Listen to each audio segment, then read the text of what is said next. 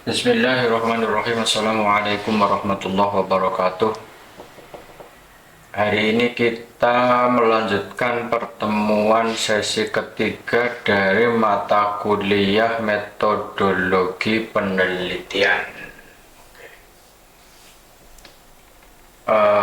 Barangkali pertemuan sesi 1, sesi 2 videonya sudah kalian simak ya. Bagi yang belum menyimaknya, linknya masih ada, itu belum dihapus, bisa disimak ya, bisa disimak dibuka videonya gitu ya. Nanti ada yang hal-hal yang kurang mengerti bisa ditanyakan langsung. Oke, kita lanjutkan pembahasan materi yang sesi ketiga ini. Materinya mengenai perancangan penelitian. Sebentar, ini videonya saya kecilkan terlebih dahulu seperti biasa biar tulisannya terlihat. Saya taruh di kanan.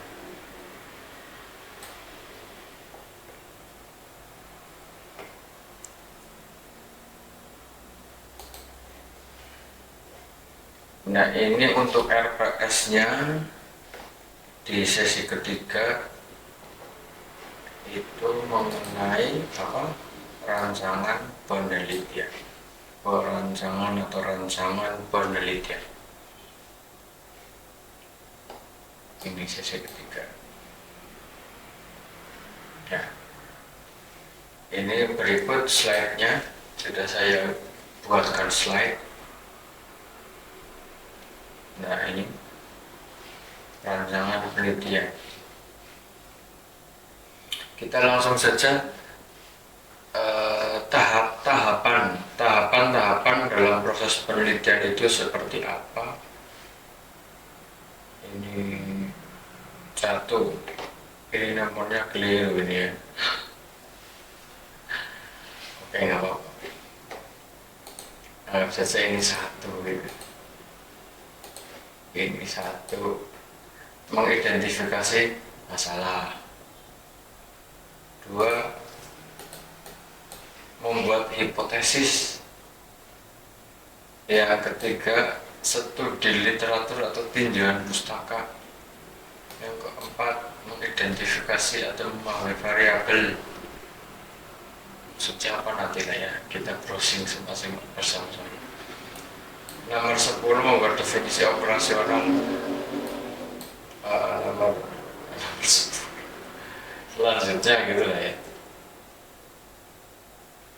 Kemudian memanipulasi, mengatur variabel, menyusun desain penelitian, kemudian mengidentifikasi alat observasi pengukuran gitu ya. Ini untuk penelitian di laboratorium. Terus membuat kuesioner, melakukan statistik, analisis statistik gitu ya, menggunakan komputer untuk analisis data. Terus yang terakhir menulis laporan penelitian. Kurang lebihnya seperti itu. Untuk penelitian sosial seperti di di administrasi, manajemen, itu ilmu sosial, baik yang ilmu murni maupun terapan, itu biasanya tidak selengkap ini tahapannya. Hanya paling ini mengidentifikasi masalah, iya. Mengidentifikasi masalah, iya. Membuat hipotesis, iya. Tinjauan pustaka, iya. Menamai variabel ini enggak. Membuat definisi operasional enggak lagi. Mengontrol variabel juga enggak. Menyusun desain penelitian, iya.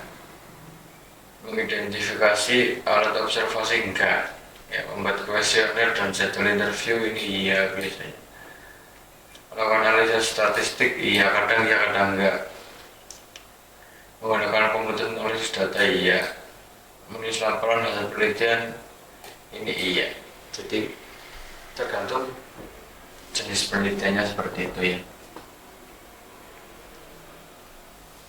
Tidak semua tahapan dilalui, tergantung jenis penelitiannya. Oke, selanjutnya kita mengidentifikasi masalah ya, pembahasan tentang ini dulu. Mengidentifikasi masalah.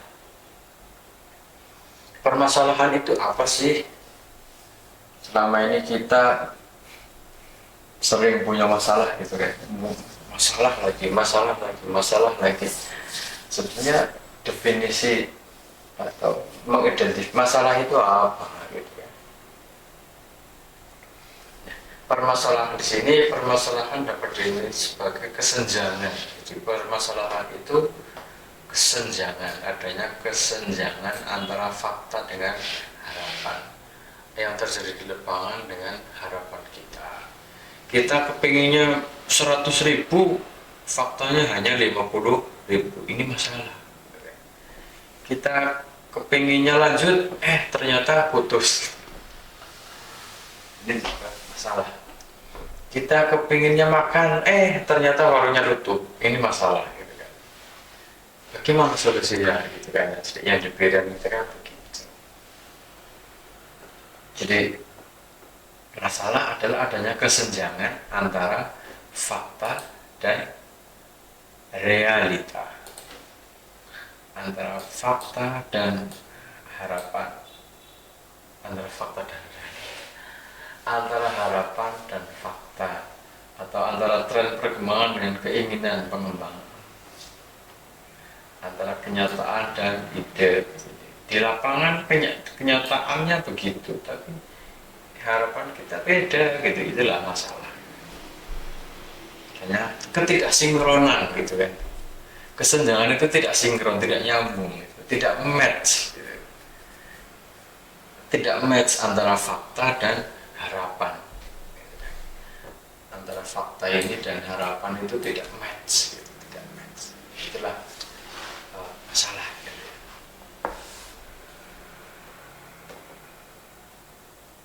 Selanjutnya cara formal. Nah, ini cara-cara formal penemuan permasalahan. Ini definisi masalah secara umum. Semua masalah seperti itu, baik masalah kamu, masalah saya, masalah orang lain, definisinya sama seperti itu ya.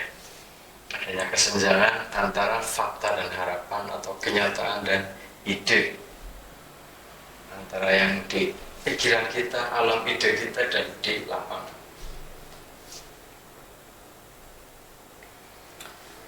Cara-cara formal penemuan masalah.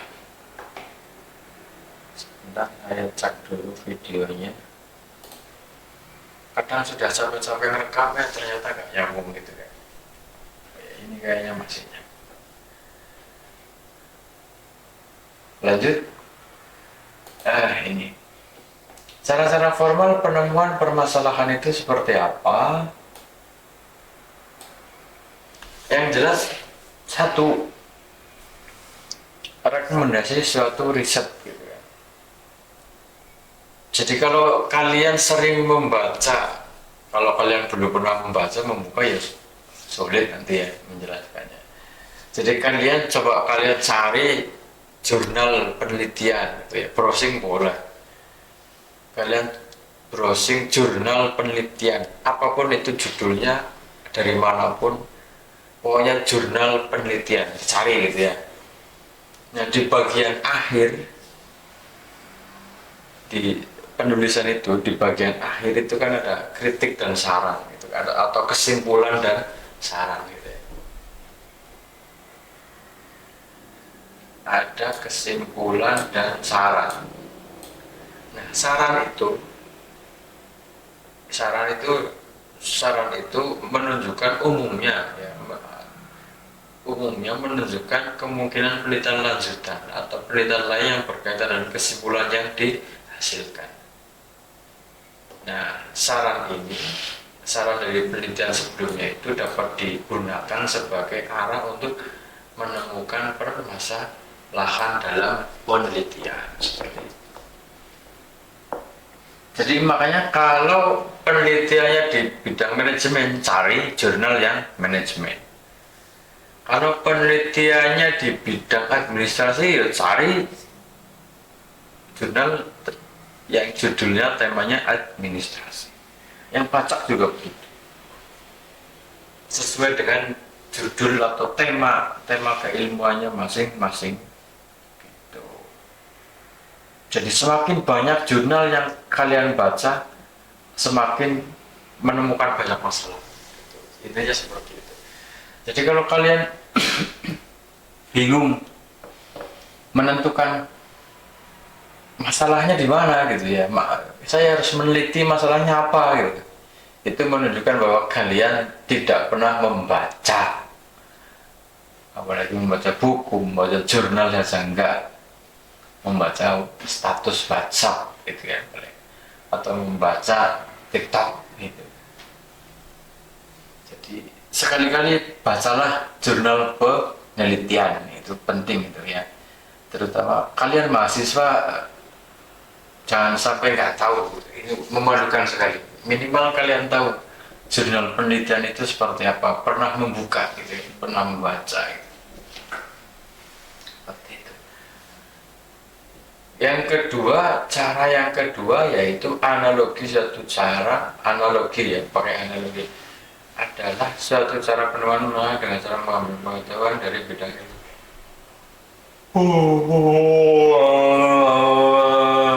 Ini analogi ada di pembahasan logika ya kemarin.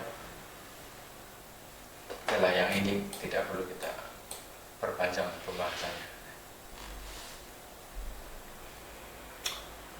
Selanjutnya, nah ini bentuk-bentuk.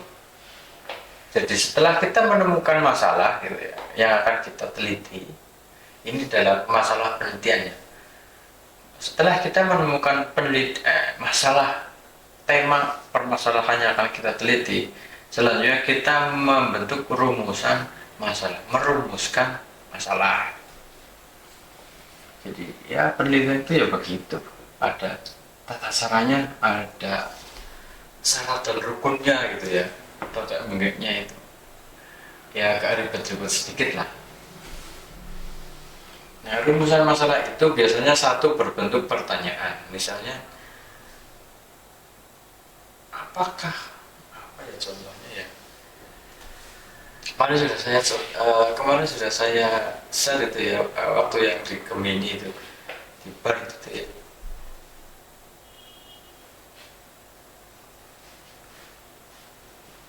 Saya dulu waktu bikin skripsi pertanyaannya ini. Rumusan masalahnya itu kan mengkaji tentang Ahmadiyah gitu ya, Mirza Ghulam Ahmad waktu itu. Jadi rumusan masalahnya pertanyaan sederhana, apa yang dimaksud manusia menurut Mirza Ghulam Ahmad? Sederhana sekali waktu itu. Jadi itu cukup jadi rumusan masalah, memenuhi syarat gitu ya, bentuk pertanyaan. Yang kedua, bentuk satu pertanyaan umum disusul oleh beberapa pertanyaan spesifik. Jadi pertanyaannya beranak gitu ya. Ini pertanyaan induk, ini pertanyaan induk, ini pertanyaan anak, ini pertanyaan anak, ini pertanyaan anak. Pertanyaannya beranak.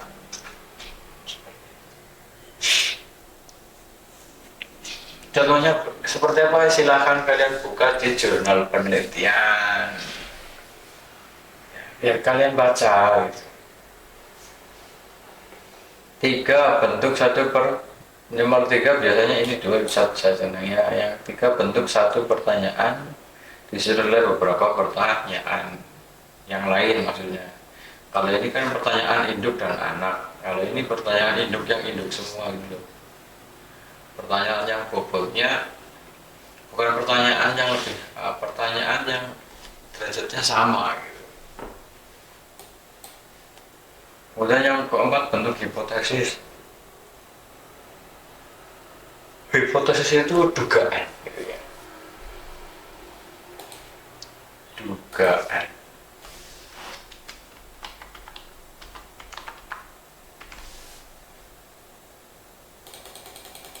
jangan-jangan gitu kan, kalau bahasa sederhananya itu apa mungkin gitu kan, jadi mempertanyakan, jadi pertanyaan yang tidak lugas gitu ya, juga hipotesis itu pertanyaan yang tidak lugas, dia membuat kalimat tapi sebetulnya bertanya gitu kan, seperti itu.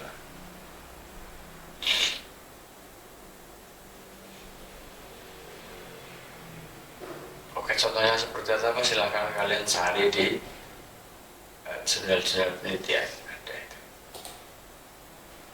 Oke, ini sudah ya bentuknya, ini sudah seperti itu. Nah ini pertanyaan, nah ini contoh pertanyaan, untung ada contohnya di sini ya.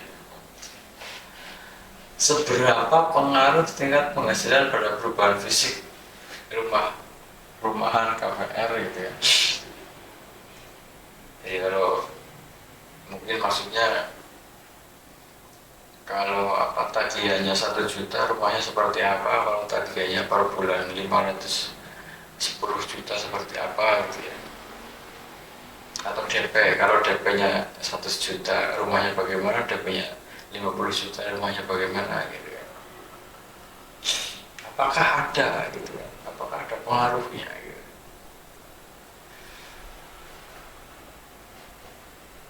Nah ini yang kedua, faktor apa saja dan seberapa besar pengaruh masing-masing faktor pada persepsi penghuni terhadap desain rumah. Nah ini 2 pertanyaan, 1 kalimat 2 pertanyaan. Jadi 1 faktor apa saja, dan yang kedua seberapa besar pengaruh gitu ya. Ini di sini ya. Oke, lanjut.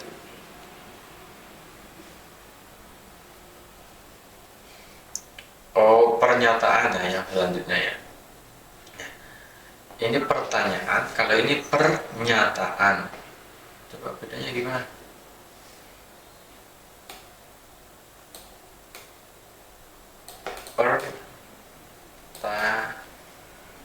Pertanyaan, ini selek lah, hapus saja lah. Kalau pertanyaan kan kata dasarnya tanya ya, tanya kata dasarnya.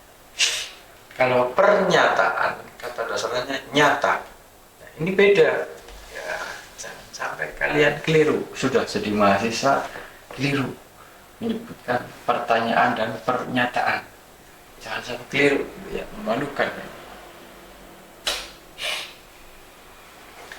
Kalau pertanyaan itu yang ada tanda tanyanya ya, tanda tanya yang begini, tanda tanya, ada tanda tanya pakai 5W 1H, ini pertanyaan. Kalau pernyataan itu statement gitu. Maksud penelitian ini adalah untuk mengetahui seberapa pengaruh tingkat penghasilan pada perubahan fisik rumahan KPR. Nah, ini kaitannya dengan pernyataan dari pertanyaan ini. Kalau ini pernyataan dari pertanyaan ini itu.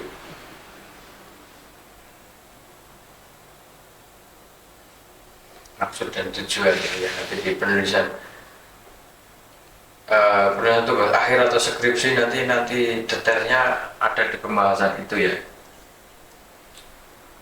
Urutan apa saja yang perlu nanti, urutan bagaimana menulis karya ilmiah yang baik gitu kan. Ini ada rumusan masalah, tentunya pertanyaan, kemudian di bawahnya ada pernyataan atau maksud dan tujuan penelitian.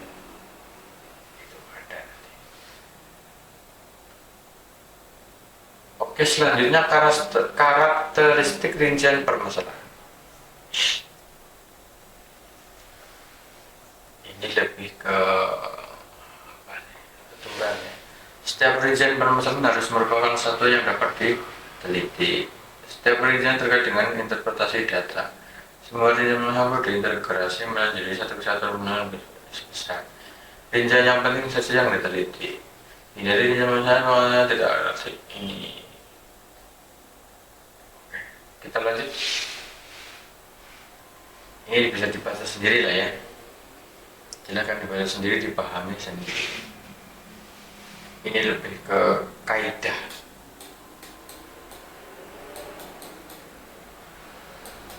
Kaidah itu aturan. Lanjut, contoh rumusan permasalahan. Di bawah ini diberikan beberapa contoh rumusan masalah sebagai berikut. Titik-titik ini adalah biasanya kalau di karya ilmiah ini namanya latar belakang dia, jadi latar belakang.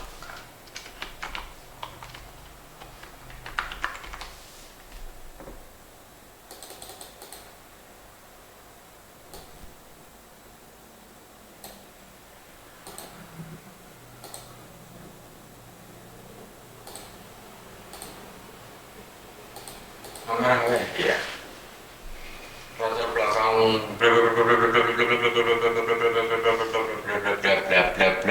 berparagraf-paragraf itu latar belakangnya, kemudian ditambah, kemudian diakhiri dengan ini permasalahan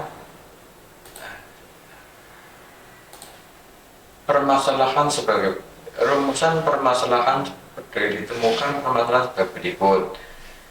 Nah ini, apakah kepemimpinan pengaruh langsung terhadap kinerja perusahaan dan apakah motivasi kerja berpengaruh terhadap kinerja perusahaan, gitu kan? Seperti itu. Contoh yang kedua juga begitu. Titik-titik ini isinya maksudnya latar belakang. Dengan dan bla bla bla bla bla bla bla gitu ya, kita mengetik latar belakang banyak banget gitu ya, berparagraf berlembar-lembar, 20 lembar misalnya gitu. Nanti ini dengan akhir endingnya ini dengan paragraf di endingnya ya, paragraf rumusan permasalahan bla bla bla bla bla. Berdasarkan latar belakang tersebut di atas, dengan demikian ditemukan misalnya itu ya, penelitian ini ingin diketahui faktor-faktor apa yang mempengaruhi perilaku ibu-ibu dalam membeli produk X. Ini yang dimaksud hipotesis gitu tadi ya. Oh iya, pertanyaan yang tidak lugas. Lanjut, tinjauan pustaka ya selanjutnya ya.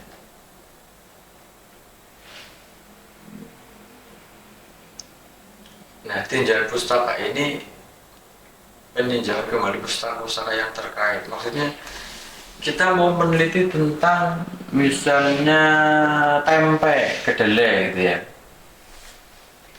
Ini contoh kedelai. Maka kalian nggak tahu kedelai gitu ya.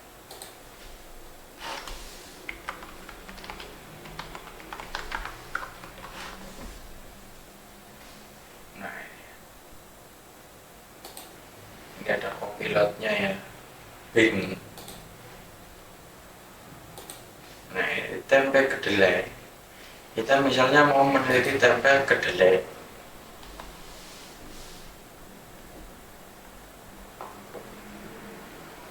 Yang kita teliti, misalnya ada orang di desa X makan tempe kedelai keracunan gitu, atau tiba-tiba dia gatel gitu ya, si kucur tubuhnya gatel gitu. Kita akan meneliti gitu, apakah benar bahwa penyebab gatel-gatelnya itu tempe kedelai gitu loh, ya kan? Nah, maka ketika kita ingin meneliti tempe kedelai yang seperti itu tadi, pengaruh tempe kedelai, apakah betul bahwa warga desa X itu hidun gitu ya, gatel kulitnya gara-gara makan tempe ini gitu kan. Nah, untuk itu kita perlu ini melakukan sebelum kita melakukan penelitian lebih lanjut gitu kan. Kita baru menemukan masalah gitu. sebelum kita melakukan penelitian lebih lanjut, kita harus melakukan tinjauan pustaka. Jadi semua penelitian yang berkaitan dengan tempe harus kita baca gitu kan. Itu semua jurnal penelitian, baik itu skripsi, tesis, disertasi, jurnal penelitian yang berkaitan dengan tempe atau bahan-bahan tentang tempe gitu ya, terutama itu kita baca gitu kan. Semua kita baca, itu namanya tinjauan pustaka. Nah ini tinjauan pustaka itu untuk pustaka-pustaka yang relevan dengan permasalahan penelitian yang Anda lakukan. Seperti itu.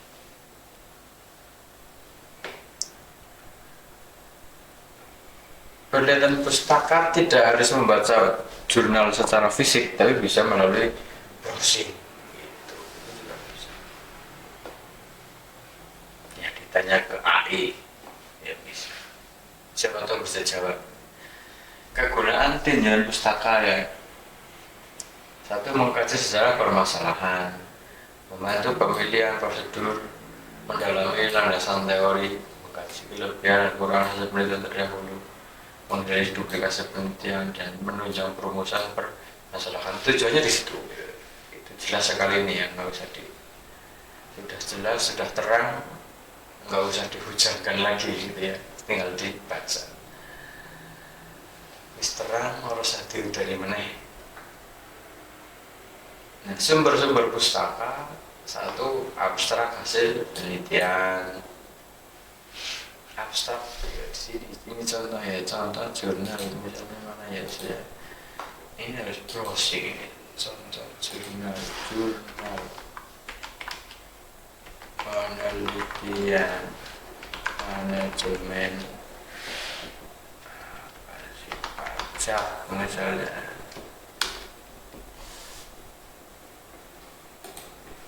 Ini ada jurnal TSM. Kok lama? Halo?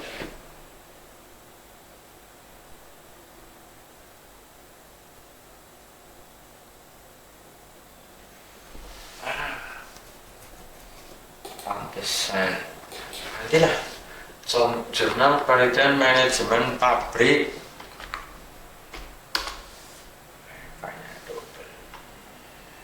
Misalnya Amik Veteran, seperti ya.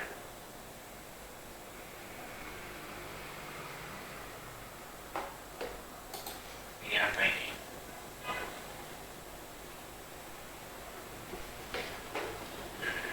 Contoh ya, ini sudah kita lihat. Nah ini analisis manajemen operasional perusahaan multinasional. Ini penulis pertamanya Sultan Saumil Faik. Administrasi bisnis Paulus Pajajaran. Nah ini loh abstrak ini. Ada tulisannya di sini ya, abstrak. Saya perbesar. Abstrak. Ini abstrak. Abstraknya kok sinetron ya. Biasanya agak panjang abstrak itu nggak tahu. Nah ini pendahuluan. Ya. Nah rumusan masalah itu biasanya ada di ini di sini di paragraf terakhir.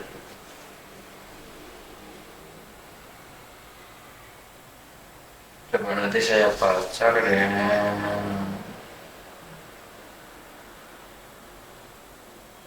di paragraf terakhir pendahuluan. Ini kajian pustaka ya, ini kajian pustaka dan hipotesis. Ini begini, tinggal manajemen. Nah ini metode penelitiannya, jenis penelitiannya apa, ini ya, sumber datanya apa, teknik pengumpulan datanya bagaimana, teknik analisis datanya bagaimana, dan hasil dan pembahasan. Yang di sini nggak ada ya rumusan masalahnya. Gimana ini? Atau saya yang nyarinya kurang teliti gitu ya? Nggak tahu. Udah kita lihat kan daripada lama-lama pokoknya setiap penelitian itu ada rumusan masalahnya. Kalau yang di sini nggak tahu di mana, saya belum menemukan gitu.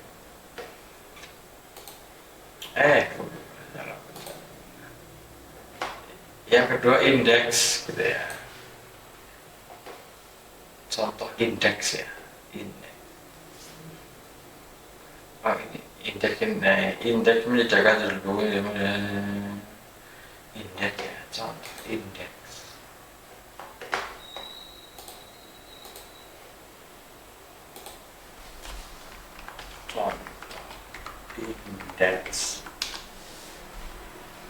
Nah, indeks buku begini.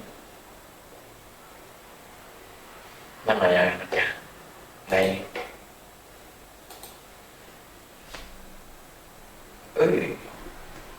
Kecil sekali. Indeks buku, contohnya mana ya? Nah, begini. Jadi kalau kalian membaca buku-buku, tapi tidak semua buku ya, terutama buku-buku ilmiah, di bagian akhir biasanya ya, di halaman terakhir itu ada yang namanya indeks. Ya, biasanya ditulis berdasarkan abjad. Pokoknya kalimat khusus atau kalimat penting atau kalimat inti yang atau kata-kata inti yang terdapat dalam buku itu yang kemudian dirujuk dalam indeks buku. Nah, buku ini contohnya akustik. Nah itu dari indeks itu kita bisa tahu gitu, oh ini buku membahas apa gitu. Kalau kayak ini contohnya Alisah Bana Sultan Takdir, ada di halaman 24, 41, 50, 53, 65, 76, 821, 23, 45, 67 ya, ada disebutkan dalam 7 halaman. Nah itu berarti ini buku bercerita tentang Sultan Takdir, agak banyak menceritakan tentang Sultan Takdir. Apalagi kalau di sini misalnya disebutkan dalam 100 halaman itu, oh ini buku ini tentang Sultan Takdir Alisah Bana, membahas tentang Sultan Takdir gitu. Seperti itu. Jadi indeks itu gunanya seperti itu. Bagi kalau kita tidak punya waktu untuk membaca secara lengkap, kita tinggal buka di indeksnya. Oh ini buku tentang Sultan Takdir. Oh ini buku tentang tempe tadi. Oh ini buku tentang racun. Gitu seperti itu. Itu kita bisa lihat di indeksnya. Selain indeks ada daftar pustaka juga, daftar isi. Daftar isi juga bisa kita jadikan sebagai rujukan. Gambar apa itu? Tutup sajalah iklan. Lanjut ini review. Nah, review itu biasanya tulisan-tulisannya mencetak karya-karya atau buku yang ditulis dalam satu periode waktu tertentu, ditulis berdasarkan topik dan isi. Ada review jurnal, ada review buku, ada ya, terserah kalian cari silahkan. Nah jurnal itu penelitian itu bisa ini, penelitian itu kadang dituangkan dalam bentuk skripsi kalau di kuliah S1 gitu ya, kalau di S2 tesis namanya, kalau di S3 disertasi namanya, kalau di S3 disertasi. Kalau di luar itu dituangkan dalam jurnal. Jurnal juga nanti ada jurnal nasional, jurnal internasional gitu ya. Standarisasinya juga beda-beda, ada Sinta 1, 2 dan seterusnya, pokoknya banyak banget jurnal.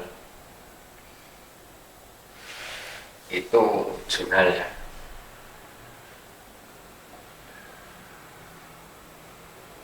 Kegunaan utama jurnal adalah dapat digunakan sebagai sumber data sekunder,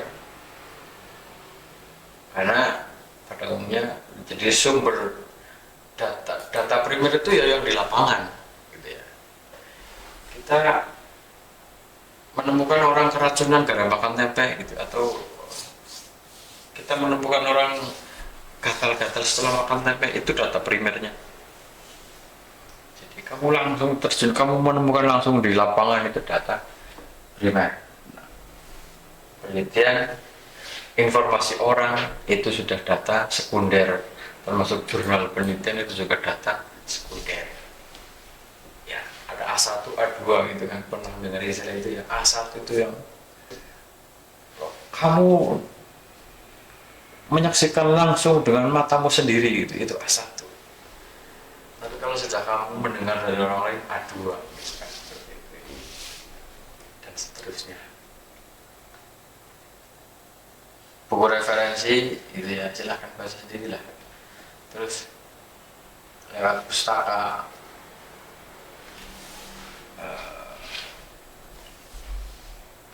Google gitu ya. Oh, kalian sudah tahu tentang ini belum ya? Apa? Library Genesis, Libgen.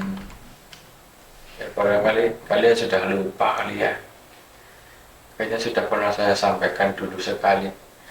Library Genesis. Ini kalau mau download buku-buku gitu ya. Library Genesis. Nah, cari yang misalnya kalau kalian alergi dengan bahasa Inggris, alergi dengan bahasa asing, ya cari yang Indonesian. Indonesia. Misalnya surat iklannya nomor lagi. Iya. Nah, ini gara-gara antara Indonesia Circle bahasa Inggris ini ya, ini pas kita diganti Indonesia itu bahasa bahasa.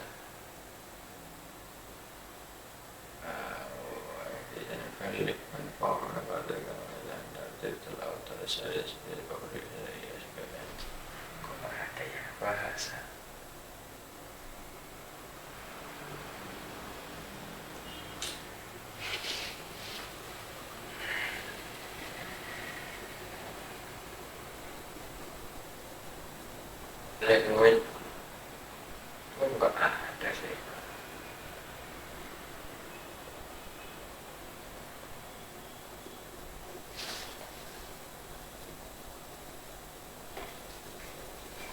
Lanjutlah. Ini tema tentang Indonesia, yang bahasa Indonesia, misalnya ini bahasa Inggris, Inggris lagi. Coba nomor 2-nya ada Indonesia nggak? Lama sekali. Apa-apaan ini? Coba kita pakai ganti ya, Indonesia kayak gitu hasilnya. Sekarang Indonesia, sekarang banyak iklan pop up-nya ya. Indonesian.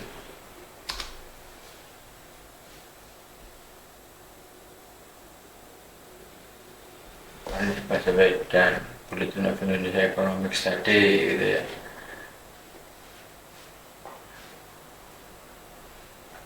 Semua ya. Jurnal-jurnal ada itu di situ.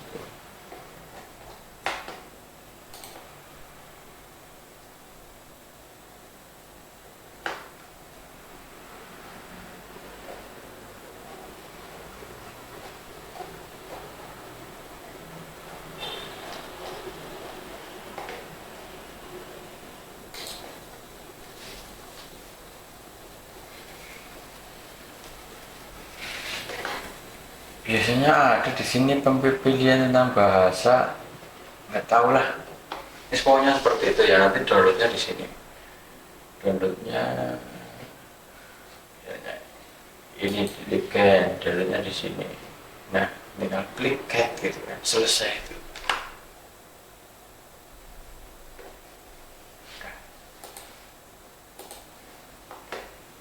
Ya itu nanti kamu nyarinya di sana juga bisa. Nah, ini cara perujukan dilakukan menggunakan nama akhir dan tahun. Oke, lanjut lah. Ini kutipan bisa dipelajari sendiri. Ini kutipan langsung kurang dari 40 kata seperti ini. Kalau kutipan langsung lebih dari 40 kata ini begini, dibikinkan paragraf sendiri menjorok ke bawah, spasinya beda. Penilaian daftar pustaka. Oke. Contoh penilaian daftar pustaka hasil tulisan online begini. Oke. Nah, ini instrumen penelitian ya. Instrumen itu sekarang kita membahas tentang instrumen penelitian. Instrumen itu apa gitu ya? Setelah kita cari tadi mana ya? Nah, instrumen itu apa gitu ya?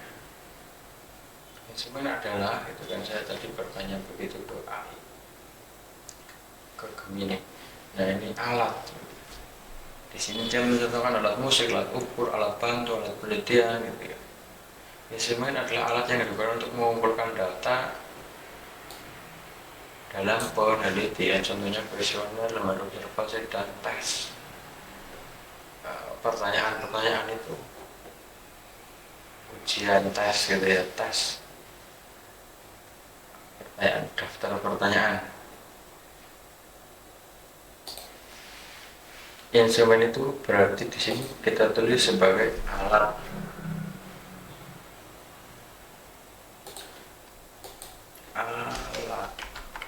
penelitian. Instrumen itu sama dengan alat penelitian. Yang antara lain kuesioner. Sudah pernah kan ya mendengar? Kalian melihat kuesioner? Kalau belum, kuis asal dari kata kuis gitu kan. Kuesioner adalah serangkaian pertanyaan tertulis yang diajukan kepada responden untuk mendapatkan informasi tentang satu topik. Nanti jenis-jenis kuesioner juga nanti ada sendiri ya, browsing lah. Yang kedua, wawancara. Jadi wawancara ya bertanya gitu. Kalian misalnya pergi atau menemui ketua RT di desa X itu bertanya langsung, apakah benar bahwa warga Anda gatal-gatal setelah makan tempe gitu kan? Kamu tanya ke sana gitu kan. Kemudian siapa penjualnya? Kemudian kamu cari dulu siapa yang membuat gitu. Nah, setelah ketemu kamu bertanya wawancara ke pembuat, bagaimana sih proses pembuatannya, bahan-bahannya apa dan seterusnya. Itu namanya wawancara. Terus observasi langsung, kamu menyaksikan langsung. Observasi kamu menyaksikan langsung pembuatan tempenya, kemudian menyaksikan langsung orang menggoreng tempenya, kemudian menyaksikan langsung orang makan tempenya, gitu. Itu namanya observasi. Dan kamu membuat tes, istilahnya digunakan kemampuan pengetahuan. Kalau di pembahasan tentang studi kasus tentang tempe kayaknya nggak ada perlu tes gitu ya.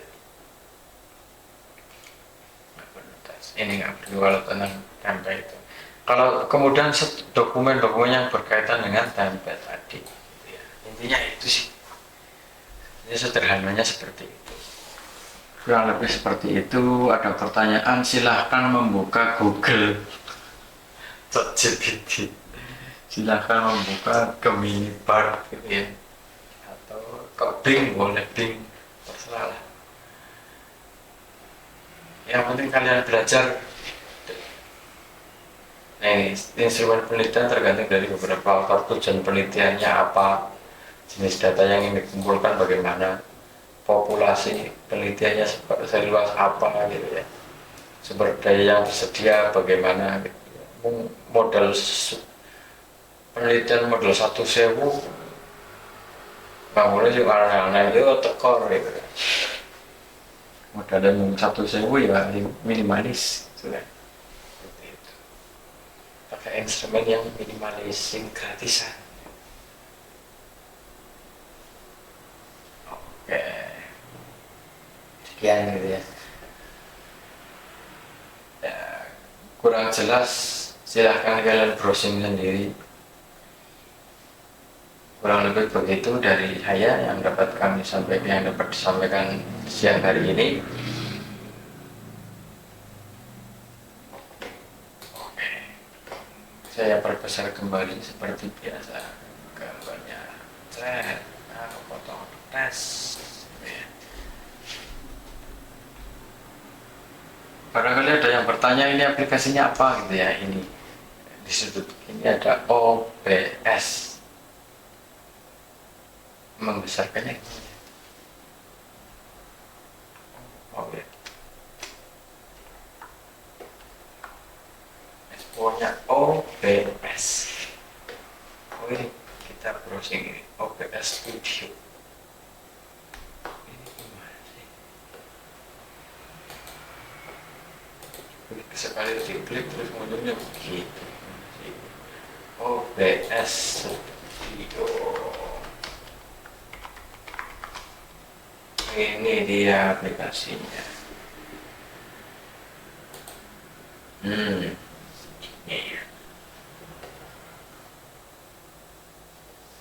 Ya. Oke. Ini bisa untuk Zoom meeting, bisa untuk streaming, bisa. Di sini ada pengaturannya untuk streaming karena ini rekaman pakai kamera virtual, pengaturan semuanya lihat di YouTube gitu ya. Demikian yang dapat kami sampaikan, kurang lebihnya mohon maaf. Terima kasih. Assalamualaikum warahmatullahi wabarakatuh.